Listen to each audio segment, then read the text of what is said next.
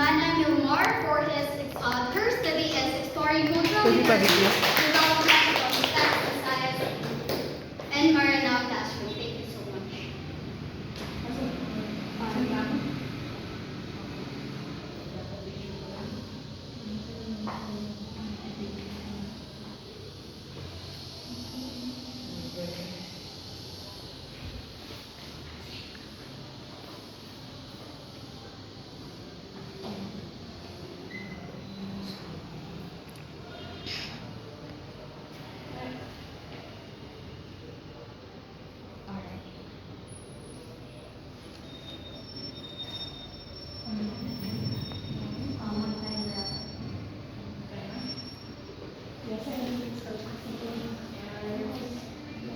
Ibang kalipat. Again, may I remind the presenter to please present your paper for 7 minutes and another 7 minutes for Q&A portion. We will start your 7 minutes the moment the facilitator, able to give you a cue. All right.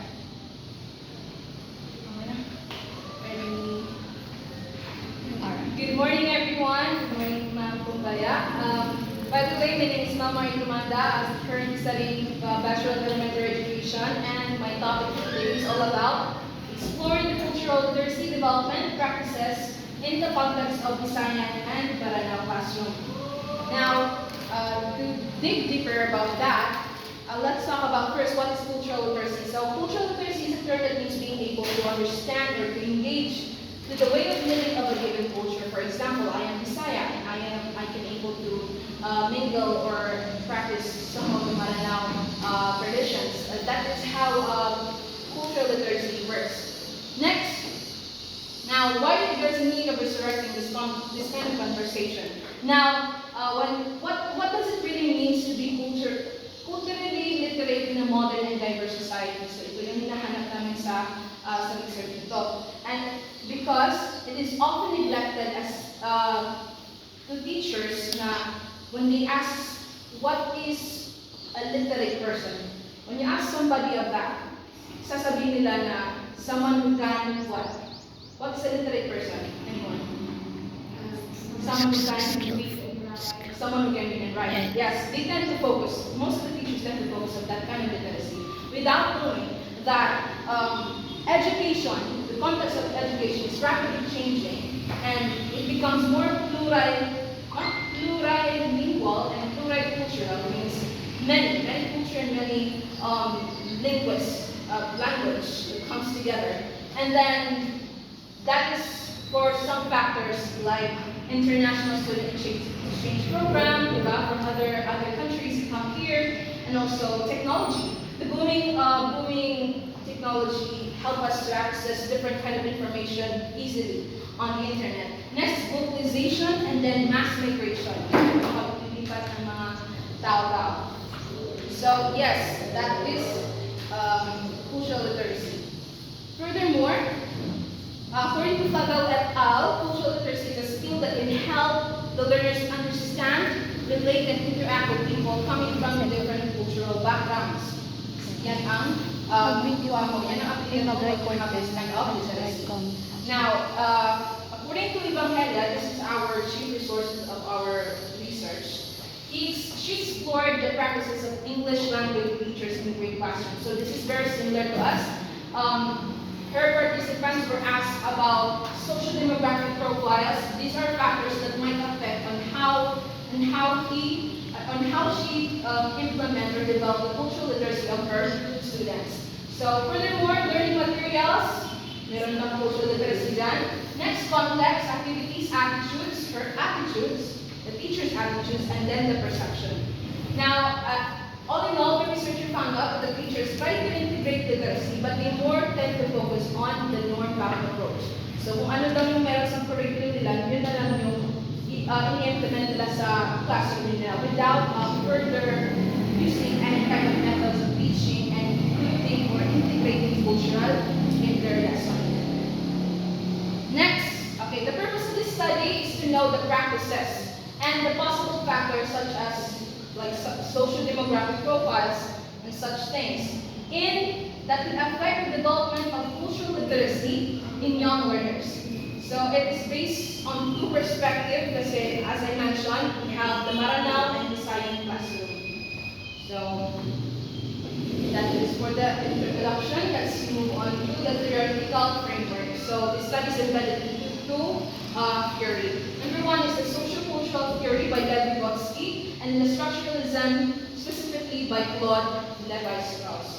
So we believe that this social-cultural theory will be a big help for us because social-cultural theory also talks about how people interact from different diverse backgrounds and how a person uptake an information or acquire information from other people.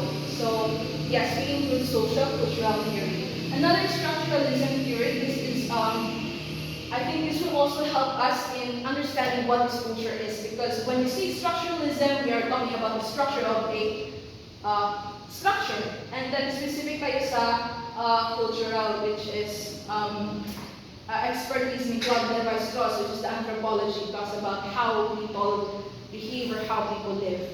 So that is the theoretical framework. Let's move on to our schematic design on conceptual framework. So we have teacher social demographic profile as the depend variable, and then we have the age, gender, so on and so forth, and then the developing cultural literacy skills, like how they apply cultural literacy, and then their attitudes, and incorporating cultural literacy, and also their aims. So that is their cultural literacy skills, or the independent one. And the output or the intervention that we might do is to make or publish on the website where for a wider audience. So we're not just targeting the teaching staff here or the educational staff here, but also for all the people who can access this one. Anyone who be enlightened about developing cultural literacy. So for our research question, here are the things that we wanted to know. Number one, what are the participants' social demographic profiles? So we considered this following here factors to might probably affect how they develop the cultural literacy towards their young learners. Next one is what cultural literacy in the classroom is applied in terms of, number one, ano mga ginagamit nila materials, and how do they promote? Do they use storytelling? What kind of method, teaching method? Next is cross-cultural topics. If you can see on my research paper, there are examples of cross-cultural like daily life and so on and so forth. Have you ever taught students with different cultural backgrounds? That will be also asked to the teacher. Next is, have you done anything in the development? So we are tending to look after it. Next is, what are the participant attitudes towards incorporating cultural literacy? So, do they feel, are they comfortable about it? Do they want to implement it or labag-usapin ng loob? Next is, what are the participant aims of cultural literacy? So, gusto ba nila na yung mga students nila is more on like culturally literate in terms of reading books, so on and so forth. Next is there are significant difference between Visaya and Maranao context. So yes, the last one will be the ending kasi we consider two perspectives and we wanted to know if there's any difference between the Visayan and the Maranao classroom. So that's for the research question. Now we move on to our research design. So we are going to use mixed method, which is the integrating two kinds of data, which is the qualitative and quantitative. So we use qualitative because we have specific statements in our questionnaire that we wanted to know. For example, do they use textbook? Do they use cross-cultural topics? So on and so forth. And then another is quantitative. I think pala sa quantitative. Ang qualitative is for the interview. So for more further information, like their own scenarios of promoting cultural literacy, that's it.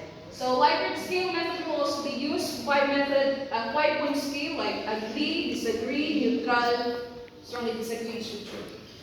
Then modified survey questionnaire. By the way, our questionnaire is adopted by the Evangelia research. Yung kanina, we changed something because that research was specific on the Greek classroom. Ngayon, sa amin is Maranao and Design classroom. So the local participant of the study, we are going to conduct our study in Napolan Elementary School, Pagadian City, which is my alma mater, and then MSU Integrated Laboratory School, which is a Maranao school. And then we are going to use criterion sampling. So hindi na kami basta-basta kukuha ng mga tao, but we have to be specific. It should be elementary teacher, certified educational personnel, and also willing to participate in this study. And then here are the total of population na ikakonduct namin. Over 47 respondents.